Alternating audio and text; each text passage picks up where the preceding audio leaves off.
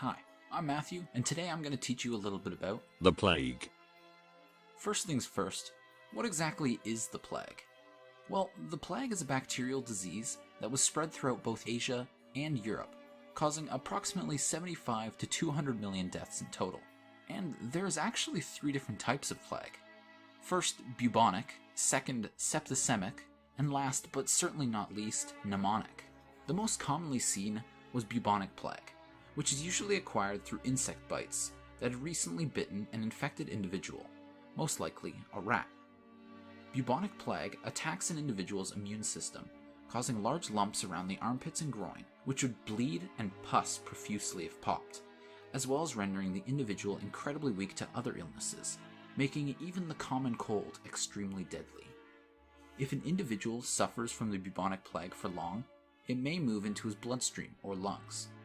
Septicemic plague occurred once the plague had moved into the individual's bloodstream, causing clotting of the blood, which could cause necrosis.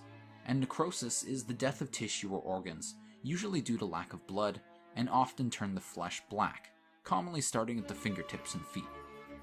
Pneumonic plague is easily the most dangerous form of the plague.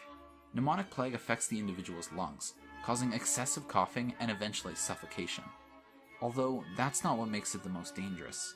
The reason pneumonic plague is so dangerous is that it's the only form of plague that can spread person to person without the help of insects, since the individual would cough up plague bacteria, sending it into the air, and if another person breathes that air in, they will also have acquired this type of plague, effectively causing an epidemic. So, now that we've discussed what the plague is, we can move on to where it's from. The plague started in Central Asia, where you can find farms and small villages, as well as a large rat population.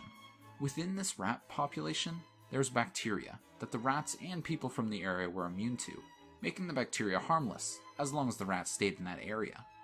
Unfortunately, a rapid climate change struck the area, drying up the land and making food scarce. The rats had to leave if they wanted to survive. But where was there to go? Where was the closest place with lots of food, all packed in a small area? China, of course. China had large cities with the highest population in the world, and the more people, the more food. So the rats made their merry way to the western cities of China, where they found lots of food. And so the rat population flourished. Unfortunately, due to the high amount of people and the uncleanliness of the 14th century, the cities also had a high flea population, which would bite people and rats alike. And so they did. They bit rats and they bit people, taking this bacteria that was on these rats and putting it right into the people of the cities, giving them, you guessed it, the plague. Due to the density of the Chinese population, this disease spread like wildfire, eventually infecting people all around China, and soon Europe. Although China and Europe were about 7,000 kilometers, or just under 4,000 miles for the Americans, it wouldn't take long for the disease to spread to Europe as well. It did this with the help of the largest empire in the world at the time, the Golden Horde, also referred to as the Mongol Horde, whose war parties traveled all across Eurasia, looting and pillaging anything they could. And before them was a country ripe for the picking, in utter chaos due to the plague epidemic, making it easy for the Mongols to swoop in and swipe what they want. And so, swiper swiped, stealing food and valuables and making their way home. Little did they know that this food they stole contained friendly little rats hiding inside, who had a nice little present for the Mongolians, known as the plague. The Mongols did not seem to like their gift, and many of them dropped dead. However, they did actually end up using it as a tool against the Europeans. They did this by catapulting diseased corpses over the walls of European cities, infecting the town and causing the exact chaos they needed to steal more stuff.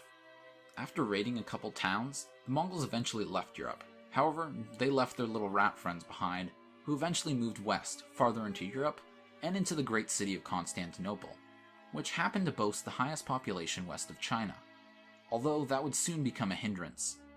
Once again, the plague spread, and thanks to the dense population of Constantinople, it soon became an epidemic. Oddly enough, Constantinople also happened to be a great trade power, only second to Venice, and had trade routes all across the Mediterranean Sea, which just so happened to be the perfect way to spread the disease to the rest of Europe. Only a year later, Most of the countries surrounding the Mediterranean were covered in plague, including Italy, the Balkans, France, and the Iberian coast. A year after that, it spread farther inland, to Germany and the northern coasts of Europe, even reaching parts of England. The year after that, most of Europe was ridden with the plague.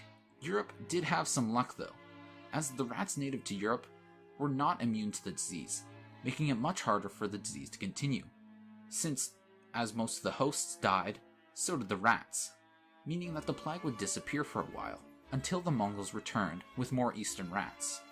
This cycle of plague dying out and later returning would continue on in Europe for about 300 years, from the 14th century to the 17th century, when Europe had finally beaten back the plague. But how did they do it? Well, there are a number of theories. Firstly, in the year 1666, the Great Fire of London occurred, which wiped out the slums and most of the middle-class portion of London. Before this, London had become plague central, due to the unhygienic slums, which had become a rat and plague breeding ground at the time. Thanks to this fire, the rat population, as well as those with the plague, were wiped out, effectively removing the plague from England. The second theory is the disappearance of the plague is due to the people of Europe becoming immune to it. As the human body is exposed to diseases and bacteria, the immune system eventually learns how to properly fight them. And like the people in Central Asia, Europe had now been living with the plague for hundreds of years, likely giving them a natural immunity to it as well. And as one immune person has children, those children are immune too, which would eventually cause more Europeans to become immune. The third theory is that the disappearance of the plague is due to the Mongol horde being only a fraction of the size it was in the 14th century, making it harder for them to bring eastern rats into Europe, effectively stopping the supply of plague bearers into Europe.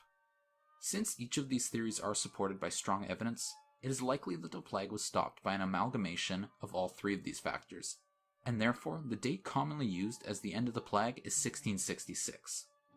Well, that was the plague start to finish. I hope you learned a lot, and I know I did. And if you're feeling generous, leave a like, maybe even subscribe.